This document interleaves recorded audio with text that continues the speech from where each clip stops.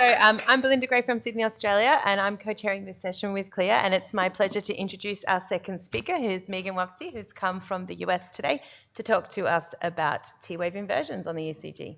Thanks, Megan. Thank you, and thank you to the course organizers for having me. It's really a pleasure to speak amongst this audience, which contains many who've taught us so much about the athlete ECG. Today I'll be speaking specifically, we've gone from depolarization to repolarization when to investigate T-wave inversions on the athlete ECG. So objectives for my talk will first define what constitutes an abnormal T-wave, and this will be by the international recommendations in 2017, but we'll also talk about some of the nuances that we've learned since then, in particular focusing on how T-wave distribution, where the T-wave inversions are, help refine how concerned we are about the presence of a cardiomyopathy. And this helps determine our workflows. So not just when do we investigate T-wave inversions, but how. And that very much for me flows from how concerned you are for pathology, and this will be determined by the T-wave distribution. And then finally, throughout this, we'll talk about some unsolved questions and controversies with T-wave inversions in athletes, especially as they might inform future iterations of athlete ECG recommendations. So that's where we're headed today. How do we define an abnormal T-wave? Well, per the international recommendation, this is a negative T-wave of at least 1 millimeter in depth in at least two contiguous leads. Going by, hopefully by everyone's standard normal 12 lead, it's important to emphasize that not all leads count. So we're not going to count T-wave inversions in AVR. We'll also not count T-wave inversions in V1, though we'll talk about nuance there, or lead 3. And so these won't get us to our two contiguous leads when we're looking at T-wave inversions by distribution. So this makes the inferior T-wave part easy, in that this is an and definition. To call this, you're going to want to see T-wave inversion in 2 and AVF, and not one or just the other. For lateral T-wave inversions, you have a couple different choices. It's pretty rare to see T-wave inversions in the high lateral leads in both 1 and AVL, which was what you'd have to count to have it be abnormal. Conversely, it's actually quite common to see isolated T-wave inversion just in AVL in those athletes with more vertical axis, right around 90. But that in isolation is normal if you don't also have T-wave inversion in 1. So the two together don't come up too often in my experience. And then the one exception to the and definitions here with lateral T-wave inversions is if you see it in a lead V5 or lead V6, as that will be quite abnormal and striking to the eye, that will be considered abnormal. And then inferolateral T-wave inversions will be some combination of inferior and lateral together. Throughout my talk here today, I've used some color coding. It's important to emphasize that these are all red. They're all abnormal by the international criteria. But our level of concern about presence of cardiomyopathy is going to differ on the basis of distribution.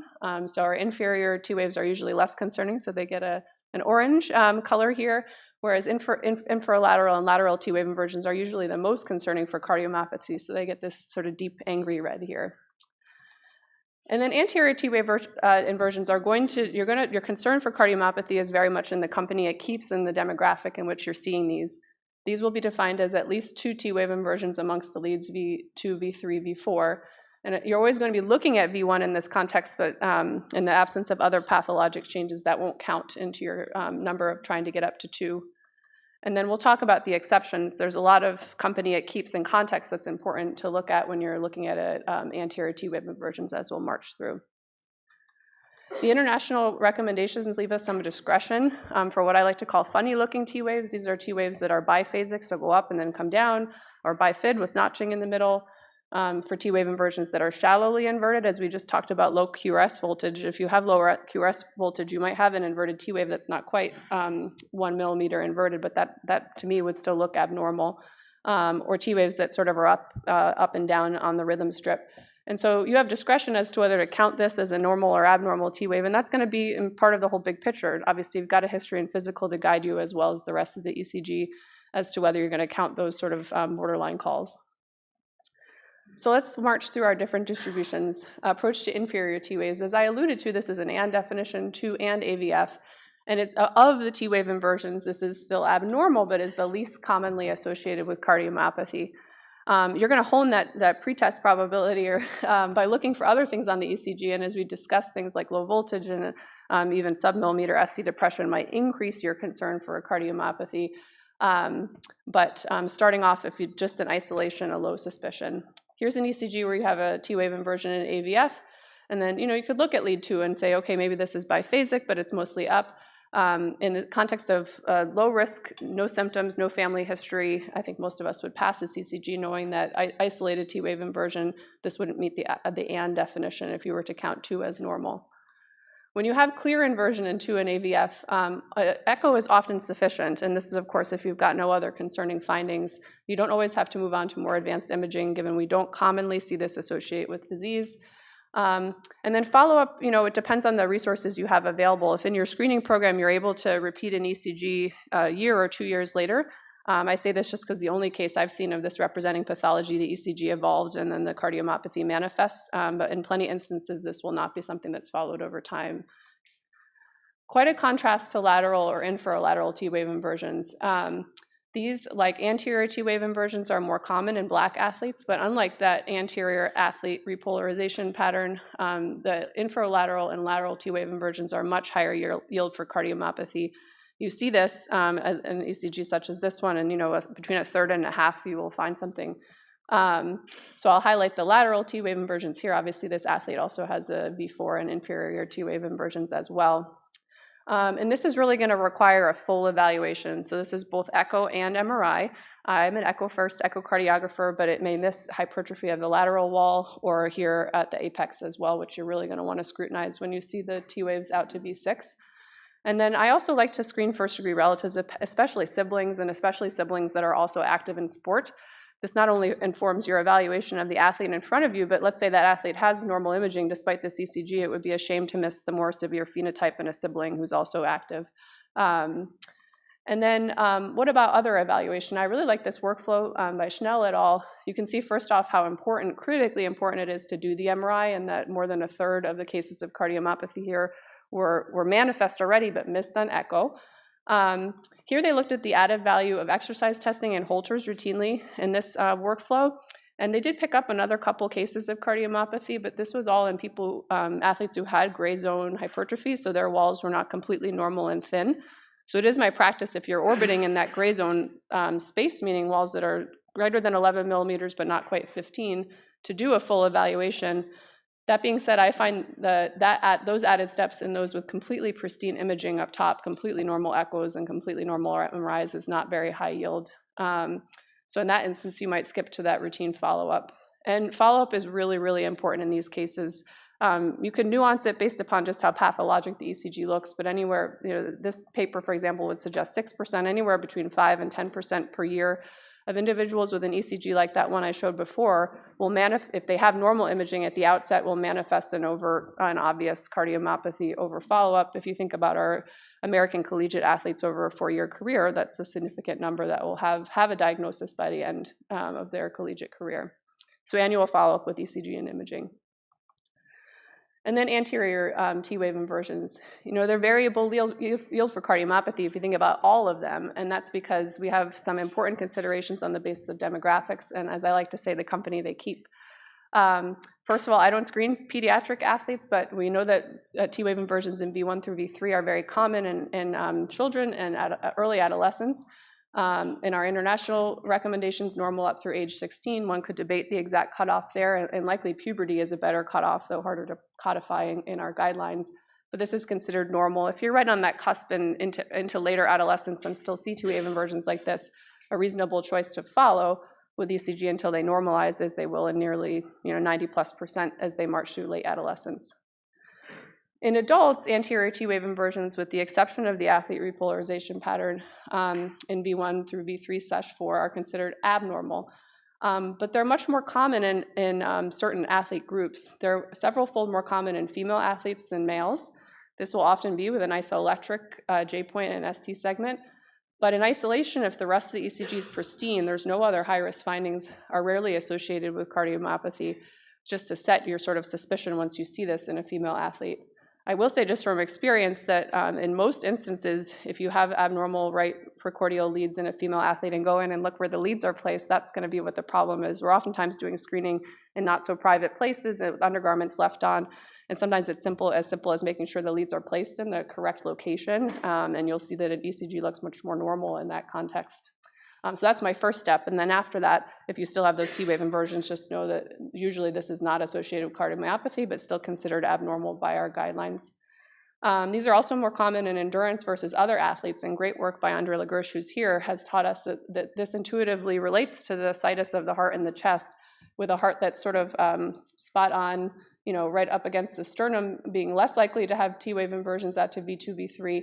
But if the apex is displaced over to the axilla reasonably, the whole heart's over towards the side, you're going to be more likely to see T-wave inversions out to V2 and V3. And again, this is not pathologic, but still would be considered abnormal by our current guidelines. Our suspicion is not going to be very high that we're going to find pathology. However, when you see this an isolated phenomenon, in contrast, your suspicion for finding something in your evaluation is going to be much more in depth if you have concerning company, and this is all the changes in depolarization just discussed. And so you can see on this ECG we have concerning T-wave inversions in V2, V3, V4. This is actually a female endurance athlete, but we see a lot of other things on this ECG, including the PVCs and the relatively low voltage that are going to escalate our concern. With this sort of ECG, you're going to want a full evaluation, echo, MRI, signal average ECG, rhythm monitoring, and if by chance all that is normal, if that is all normal, you're going to follow these just as closely as the inferior inferolateral T-waves. And then finally, as I wrap up here, our international recommendations importantly highlight that a different form of anterior T-wave inversion in V1 through V4 associated with a J point elevation and this specific convex ST elevation, this is the ECG right from our recommendations, so there's no debate, is considered normal.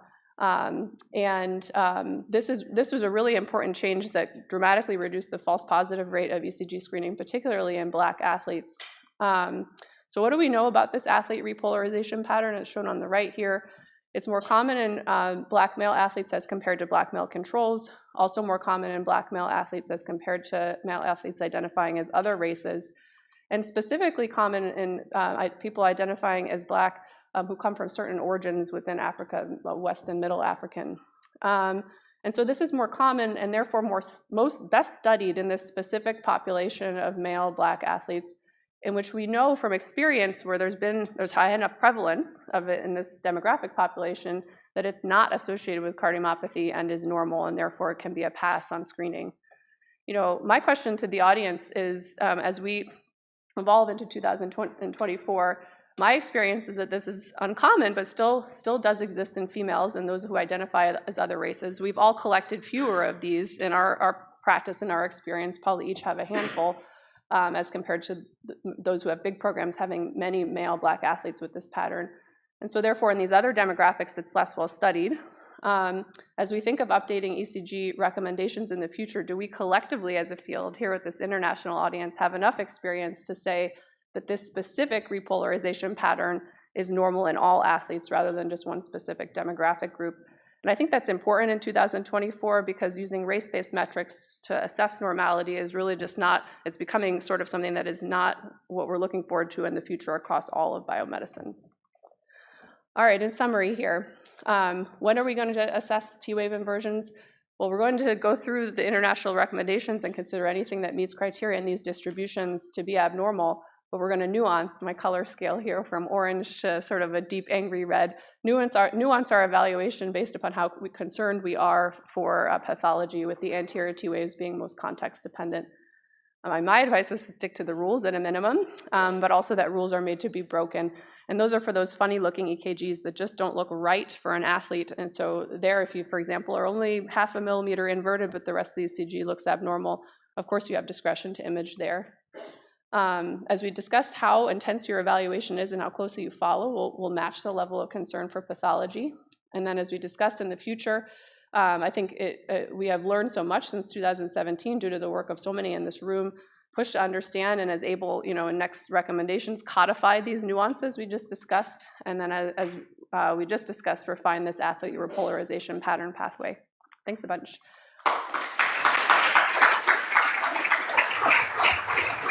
Thanks, Megan, for that great insight. Are there any questions in the room? The roving mics will come around, and I've got one from online while the guys are going around. So online they've asked, what about intermittent T-wave inversion that changes with respiration? Yeah. And I think that, it depends what company it keeps. That was actually the other example I had for inferior T-waves. I switched it out last minute.